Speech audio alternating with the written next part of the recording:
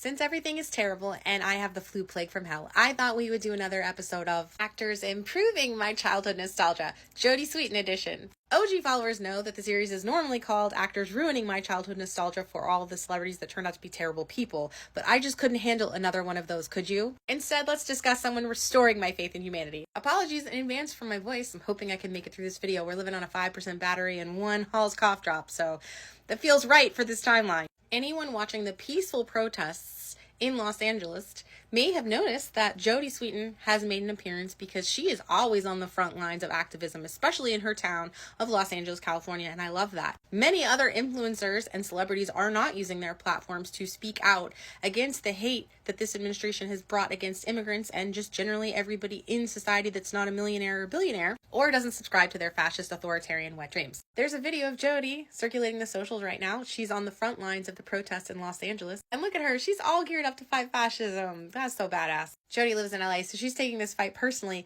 unlike some of her other co-stars that I've covered in this series. One that spoke at a fundraiser at Mar-a-Lago a couple months ago. And y'all keep asking, but I already covered Candace earlier in the series. And Kirk was the very first. I think he inspired the series. This is not the first time that Jodi has protested. She was out at the Hands Off protest. She was also thrown to the ground by LAPD in 2022 during the pro-choice protests.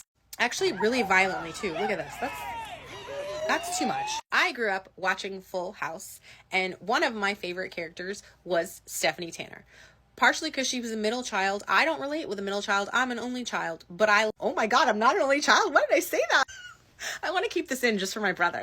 I'm an eldest daughter, but I have a Scorpio daughter, and she gives all kinds of middle child vibes. Anyway, I always thought Jodi played Stephanie really well because she was the comedic character, and a lot of people just look to Michelle for the comedic relief, you know, the Olsen twins, but I actually thought she was really funny. She always had the cute side ponytail and the sassy catchphrases. I loved everything about it. After Full House, Stephanie went through kind of a rough patch, and she talks about her addiction and recovery in her book Unsweetened, which is like the best name for a book. Well done. For current projects, Stephanie did the Full House reboot, Fuller House, and I also saw that she's done a lot of movies on the Hallmark Channel.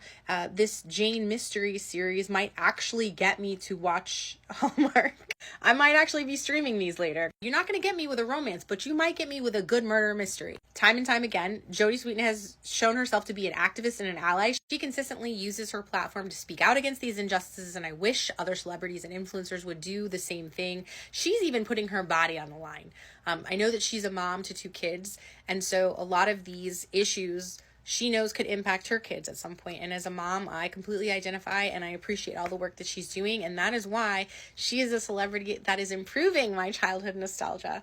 And I love that I get to report on that.